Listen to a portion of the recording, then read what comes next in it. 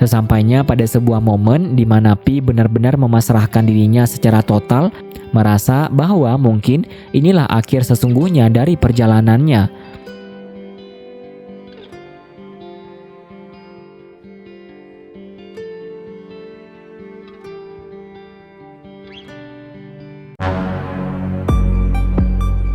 Halo kawan-kawan sekalian, selamat datang kembali di Bioskop Saku. Tempatnya nonton film tanpa menghabiskan waktu berjam-jam karena bioskopnya sudah ada di saku Anda. Bagaimana kabar Anda semua?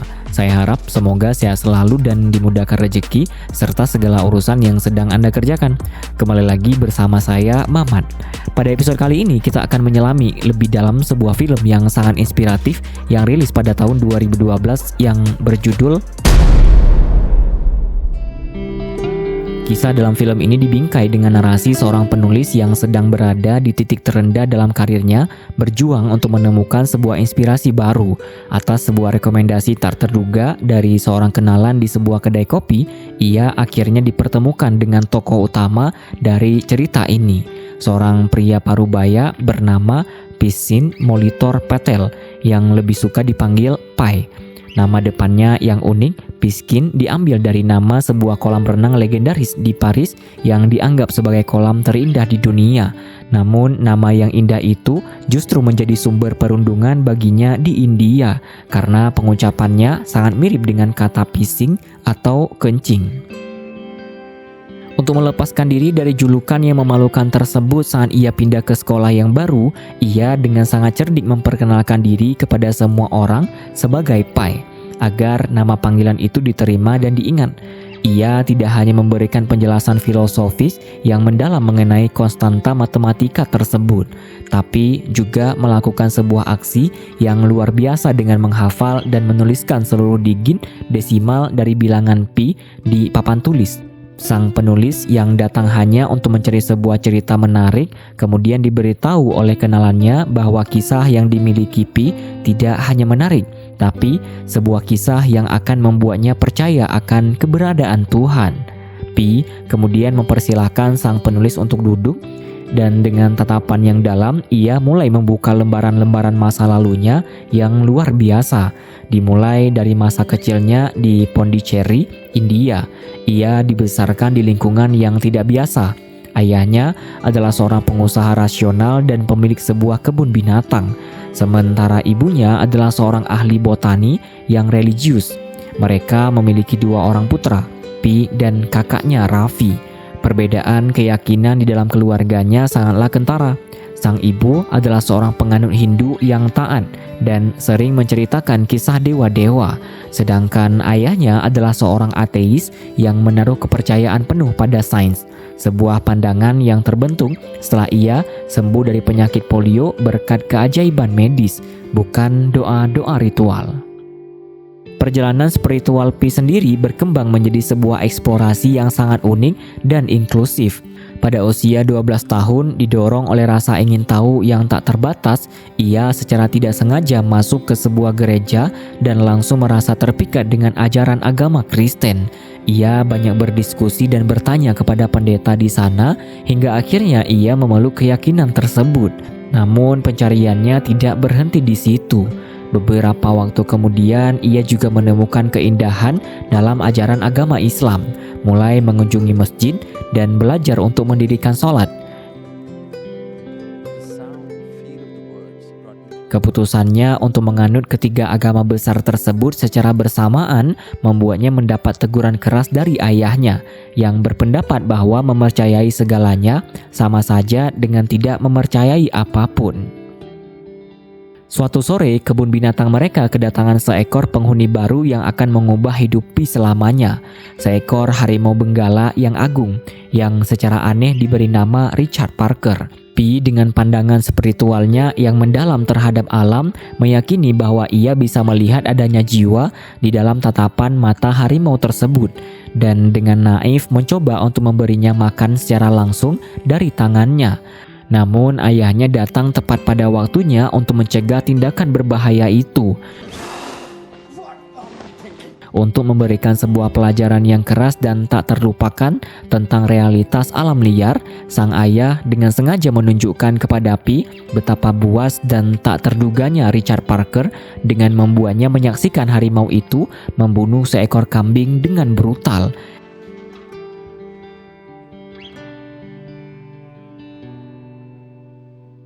Insiden traumatis dengan Richard Parker itu membuat Pi sempat kehilangan sisi spiritual dalam dirinya, dan untuk beberapa waktu hidupnya terasa hampa dan tanpa arah. Sampai pada suatu hari di sebuah kelas tari ia bertemu dengan seorang gadis penari yang mempesona bernama Anandi. Ketertarikan di antara mereka mulai tumbuh setelah Pi yang bertugas memainkan gendang untuk mengiring tarian, menunjukkan pemahaman yang mendalam tentang makna spiritual di balik setiap gerakan yang dipelajari Anandi. Dari percakapan itulah mereka menjadi semakin akrab dan akhirnya menjalin sebuah hubungan asmara yang manis. Namun tepat saat hati Pi mulai kembali menemukan gairah dan kebahagiaan dalam hidupnya, sebuah kabar buruk datang menghampiri keluarganya. Akibat manuver politik yang terjadi di India, kondisi ekonomi keluarga mereka memburuk secara drastis dan mereka terpaksa harus menyerahkan kepemilikan kebun binatang mereka kepada pemerintah. Meskipun pemerintah menawarkan untuk membeli hewan-hewan koleksi mereka, harga yang ditawarkan pun sangatlah rendah. Oleh karena itu, ayah Pi membuat sebuah keputusan besar yang radikal. Mereka akan pindah ke Kanada untuk memulai sebuah kehidupan yang baru setelah berhasil menjual hewan-hewan mereka di benua Amerika dengan harga yang jauh lebih baik. Meninggalkan India, tanah air tempat ia lahir akan dibesarkan adalah sebuah kenyataan yang sangat berat untuk diterima oleh Pi. Perjalanan mereka pun dimulai dengan menaiki sebuah kapal kargo Jepang. Selama di atas kapal, mereka harus bekerja keras untuk memastikan semua hewan yang mereka bawa tetap sehat dan mendapatkan nutrisi yang cukup. Dari pengamatannya selama perjalanan, Pi menyadari bahwa di antara mereka semua, ayahnya adalah orang yang menanggung beban penderitaan paling berat. Ia telah mengorbankan seluruh bisnis yang ia bangun dan mempertaruhkan segalanya demi memberikan sebuah masa depan yang lebih baik bagi keluarganya. Perjalanan mereka terus berlanjut hingga beberapa hari kemudian. Kapal yang mereka tumpangi akhirnya tiba di sebuah wilayah perairan yang paling menakutkan di dunia, Palung Mariana, yang merupakan titik terdalam di permukaan bumi. Malam itu, sebuah badai dahsyat yang luar biasa besar mulai berkecamuk di sekitar mereka. Pi yang merasa takjub dan penasaran dengan kekuatan alam naik ke dek kapal untuk menyaksikan langsung amukan badai tersebut. Sementara kakaknya lebih memilih untuk tetap melanjutkan tidurnya. Awalnya ia merasa sangat gembira bisa merasakan sensasi hujan deras dan angin kencang di tengah lautan luas. Akan tetapi perasaan takjub itu seketika berubah menjadi teror yang mencekam ketika suara alarm darurat mulai meraung-raung di seluruh bagian kapal.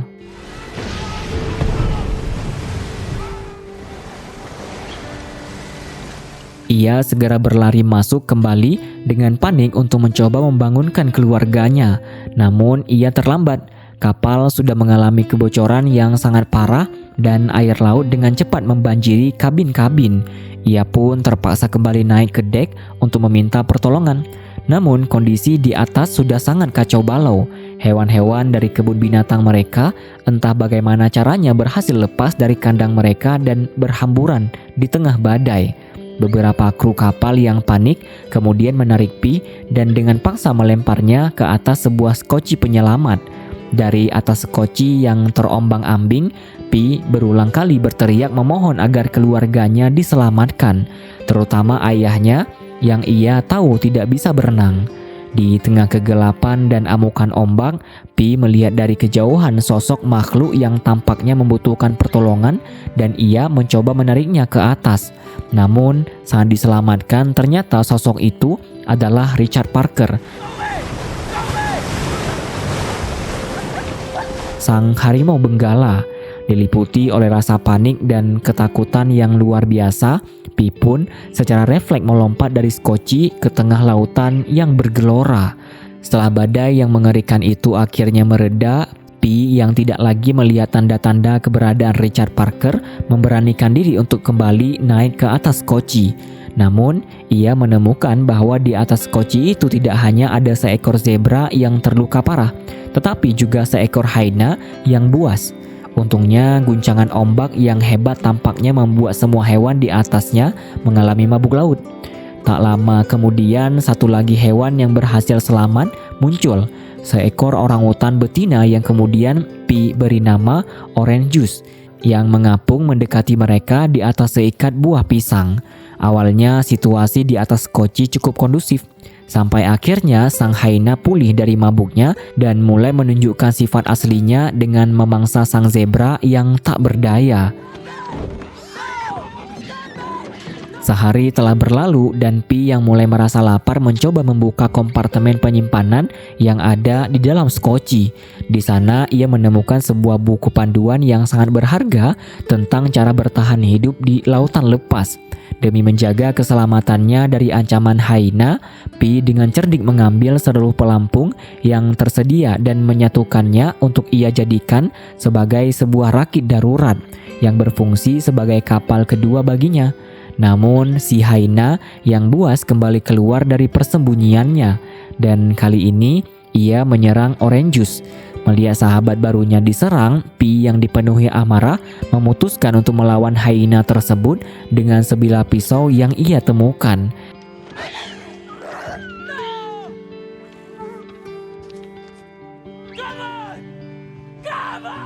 Tetapi tepat di saat itu, Richard Parker secara tak terduga muncul dari bawah terpal skoci dan langsung membunuh hyena itu, menjadikannya penguasa tunggal di atas koci.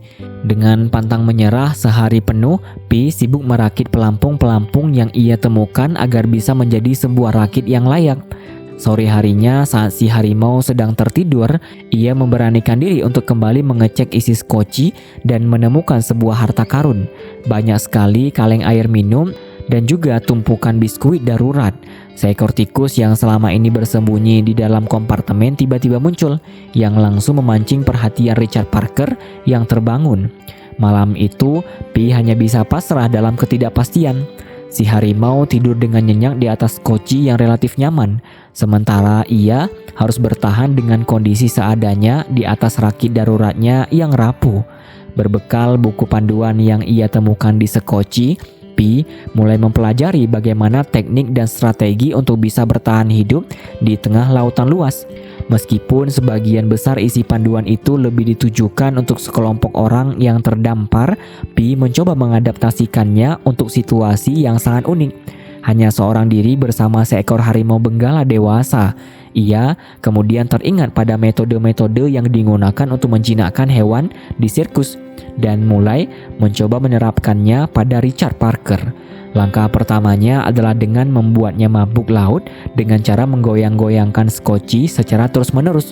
Ia bahkan mencoba menandai teritori di atas rakit dengan menggunakan air kencingnya sendiri, sebuah usaha yang tentu saja berakhir dengan kegagalan yang lucu. Di dalam kompartemen skoci terdapat satu alat yang menjadi penyelamat hidup bagi Pi, yaitu sebuah perangkat sederhana yang mampu mengubah air laut menjadi air tawar yang aman untuk diminum.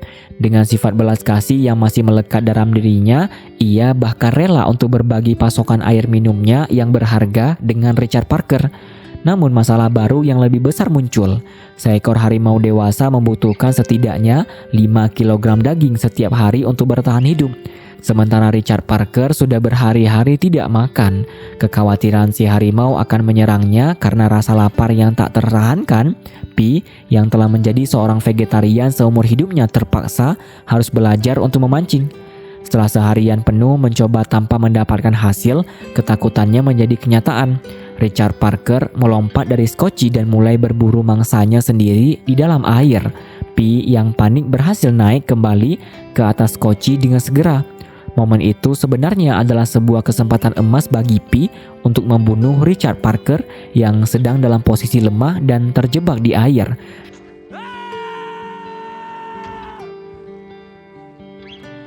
Namun hatinya yang penuh belas kasih tidak sanggup untuk melakukannya.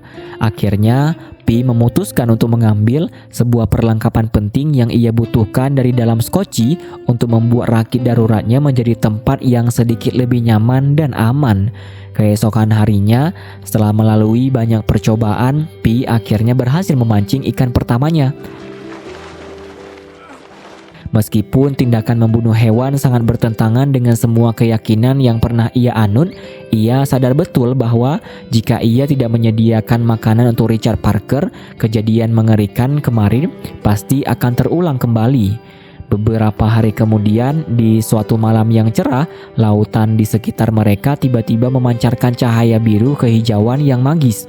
Sebuah fenomena bioluminesensi yang luar biasa. Pi sangat takjub dengan pemandangan surreal itu. Namun tiba-tiba seekor paus biru raksasa melompat keluar dari air tepat di hadapannya, menciptakan gelombang besar yang membuatnya terjatuh dari rakit bersama seluruh persediaan biskuit dan air minumnya, yang kini tenggelam tanpa sisa ke dasar laut. Menurut Pi, rasa lapar yang ekstrim dan putus asa bisa mendorong seseorang untuk berani melakukan hal-hal yang paling gila dan tak terbayangkan sekalipun. Seperti dirinya yang karena sudah sangat lapar akibat kehilangan semua persediaan biskuitnya, sangat membutuhkan sebuah pisau pengait yang tersimpan di atas skoci. Ia pun memberanikan diri untuk naik dan mengambilnya.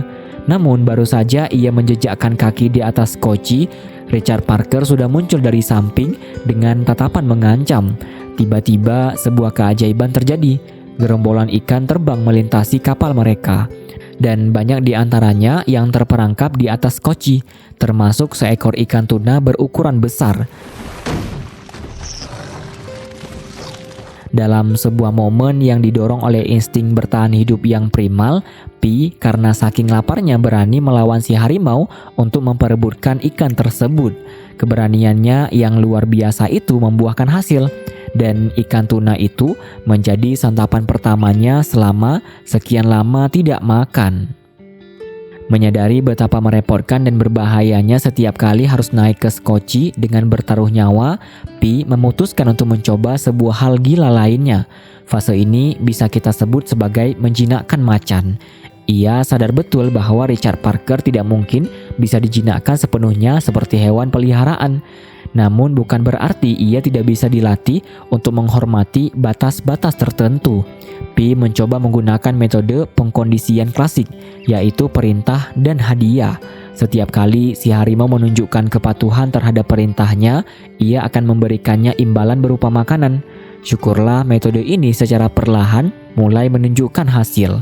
Dari sana, ia bisa lebih leluasa untuk memodifikasi rakitnya. Dan ia bahkan merasa sangat bahagia hanya dengan memiliki sebuah peneduh kecil yang bisa melindunginya dari teriknya sinar matahari. Seiring dengan berjalannya waktu, Pi juga sampai pada sebuah kesadaran yang sangat mendalam dan paradoksal, bahwa keberadaan Richard Parker di atas skoci itulah yang sebenarnya menjadi alasan utama mengapa ia bisa bertahan hidup hingga saat ini. Kehadiran sang harimau yang terus-menerus menjadi ancaman justru memberinya sebuah tujuan hidup yang jelas, memaksanya untuk tetap waspada, fokus, dan terus berusaha untuk memenuhi kebutuhan mereka berdua. Hingga pada suatu siang di tengah lautan yang tak bertepi, ia melihat sebuah kapal kargo raksasa melintas dari kejauhan. Dengan sisa harapan yang ia miliki, Pi segera menembakkan suar ke udara, berharap akan ada yang melihat dan menyelamatkannya, mengakhiri penderitaannya yang tak kunjung usai. Namun meskipun ia telah menembakkan suar berulang kali, kapal raksasa itu tetap melaju tanpa menyadari keberadaannya dan akhirnya menghilang dari pandangan, meninggalkannya dalam keputusasaan yang lebih mendalam. Hari demi hari dan bulan demi bulan telah berlalu. Pi terus berusaha untuk mempertahankan optimismenya bahwa suatu saat ia akan diselamatkan. Namun pertolongan yang dinanti-nantikan tak kunjung datang. Kondisi fisik mereka berdua juga semakin memprihatinkan. Tubuh mereka menjadi kurus kering akibat kekurangan nutrisi yang parah. Gelapnya malam dan tenangnya permukaan lautan yang seperti cermin seolah-olah menjadi sebuah wadah sakral bagi keduanya untuk saling berkomunikasi tanpa perlu menggunakan kata-kata. Suatu ketika, melihat gumpalan awan badai yang sangat besar dan gelap mengarah lurus ke kepalanya, Pi pun bersiap-siap untuk menghadapi amukan alam sekali lagi. Di tengah derasnya hujan, ombak yang ganas, dan petir yang menyambar-nyambar, Pi merasa mungkin inilah akhir dari perjalanannya, dan sudah saatnya bagi ia untuk kembali kepada Sang Pencipta. Namun badai dahsyat itu ternyata tak kunjung mengambil nyawanya, yang membuatnya semakin bingung dan bertanya-tanya akan apa sebenarnya hikmah di balik semua perjalanan penderitaan ini. Setelah berhasil selamat dari amukan badai kedua, kondisi mereka berdua semakin mencapai titik terendah. Richard Parker bahkan sudah tidak memiliki kekuatan lagi untuk berdiri di atas kedua kakinya. Segala peralatan yang telah dengan susah payah Pi rakit untuk bertahan hidup juga telah lenyap. Sesampainya pada sebuah momen di mana Pi benar-benar memasrahkan dirinya secara total, merasa bahwa mungkin inilah akhir sesungguhnya dari perjalanannya.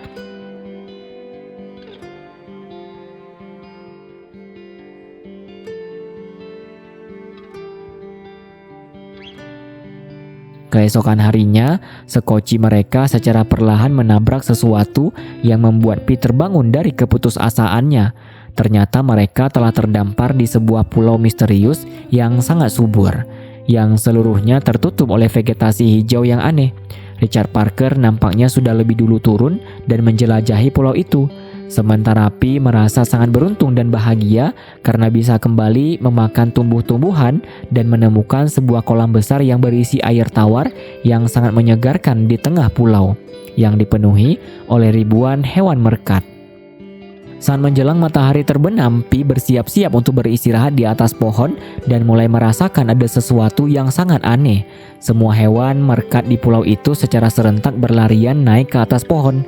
Richard Parker sendiri memilih kembali ke dalam skoci, seolah-olah sedang mencari perlindungan dari sesuatu yang tak terlihat.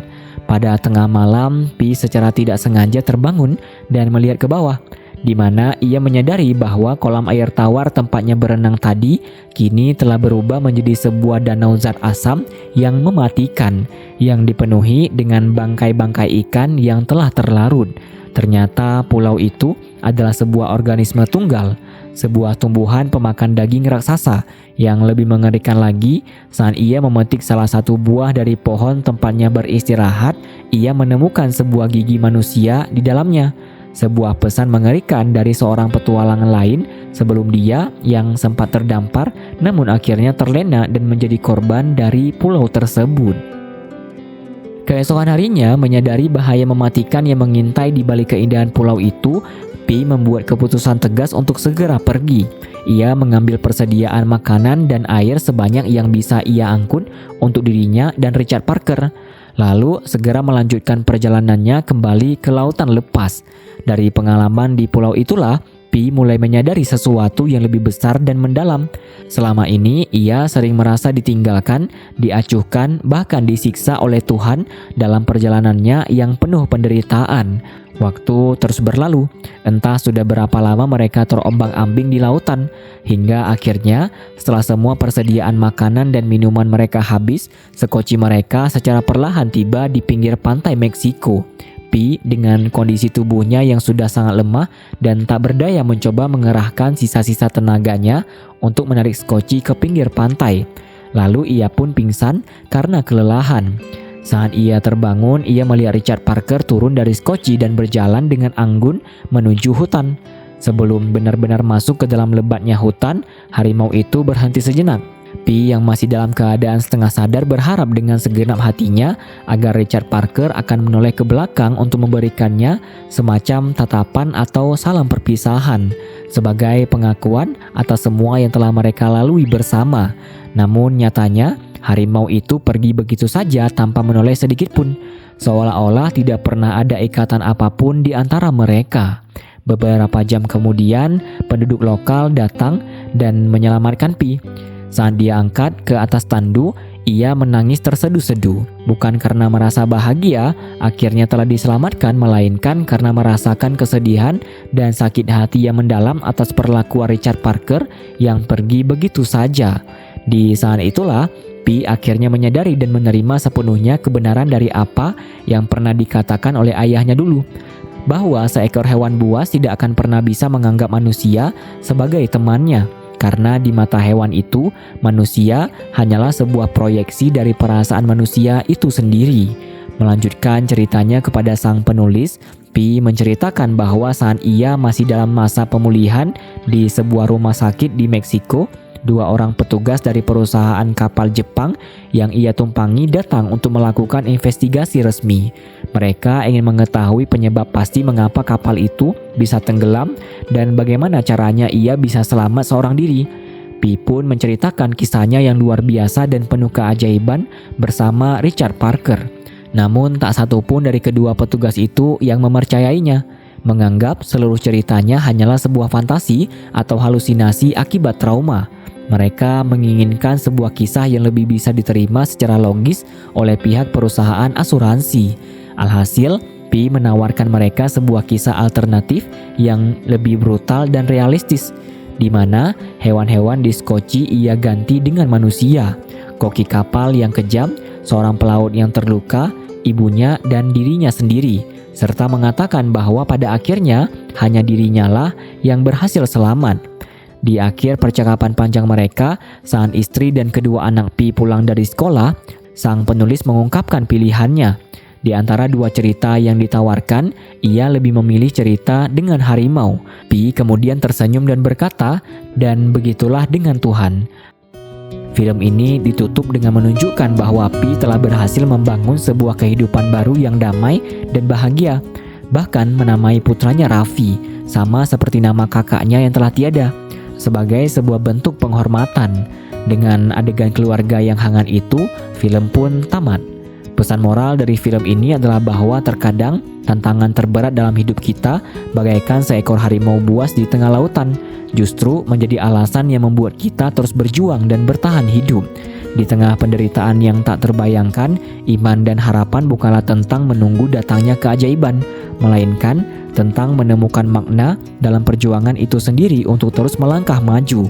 Jangan lupa untuk kasih like kalau kalian suka kepada konten-konten kami, serta tonton juga rekomendasi dari video terbaru dan terbaik yang sudah kami sediakan untuk kalian.